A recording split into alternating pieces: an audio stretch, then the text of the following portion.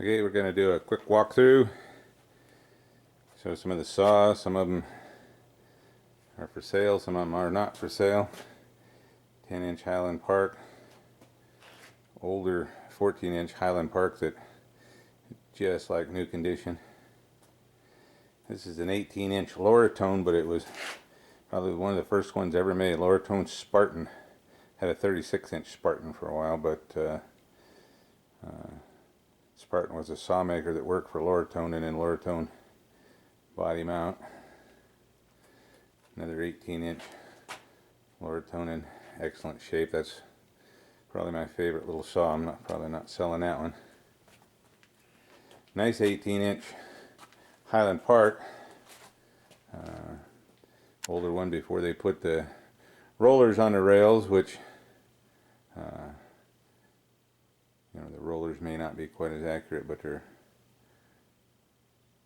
a lot easier on the cutting. Got two 24-inch Highland Parks here. I'm going to keep at least one of those. I've got a third one outside we'll see in a minute that's needs some work. Really nice little 16-inch Highland Park. Bought that from a fellow rock hound, and I haven't fixed it up yet, but it was running when I got it. 18-inch Highland Park flat lap. 24-inch Highland Park flat lap. Big custom made 36-inch saw, which I don't think I'll ever part with.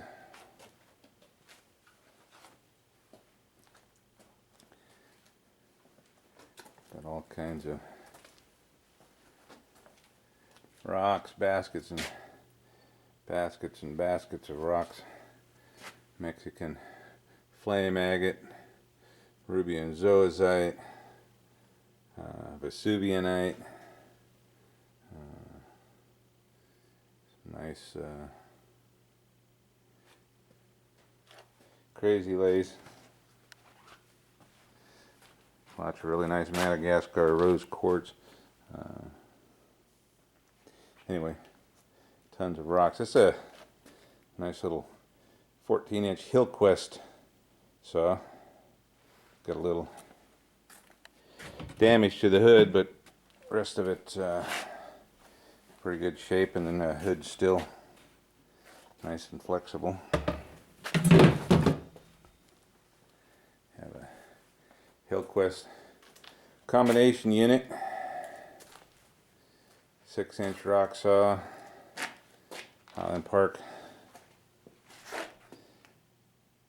sander and polisher, and never used that one, but I just put it together and fired it up, and I'm thinking that that's a sweet little unit. Might have to save that one. Come down here to the saws that are definitely for sale. This is a 18-inch, what I know is a California saw, and I fired this one up. It's running good. It needs new belts, but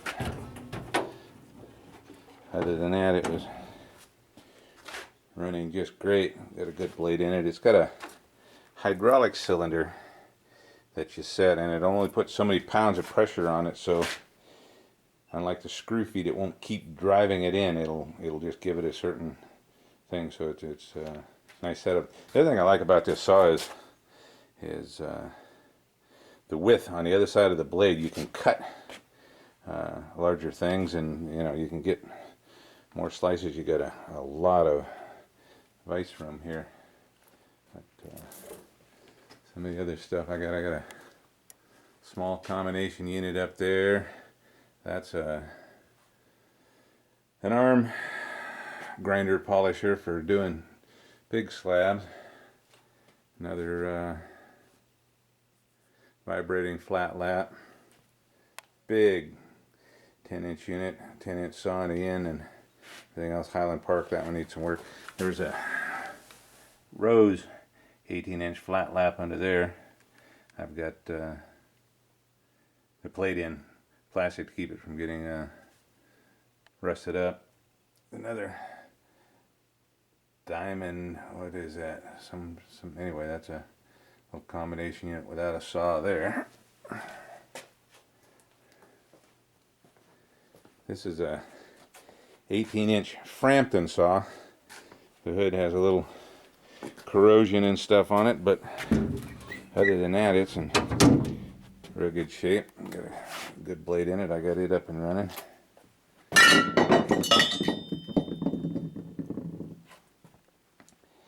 Out here we have a Loratone 18-inch, and this one's in really good shape. A little bit rusty on the outside, but I got it fired up and made a few cuts with it. It's got a really nice premium blade on it. Good shape. That was a custom built stand for that 16-inch, so I took it off of that stand. If I sell the saw, the stand will go with it, but I think it'd make a better bench saw. Here's that other 24-inch Highland Park, and seems to be in good shape. The belt guards are either missing or broken. That guard to that front, I have it. This is another one of those arm sanders. You put your big piece of petrified wood or slab on that, you can grind it and polish it perfectly flat. I'm keeping one of these. I've got two of them. This is a rock grinder I built out of a 14-inch drop saw. Call it the Rock Eater because it just flat eats rock. It's a good unit.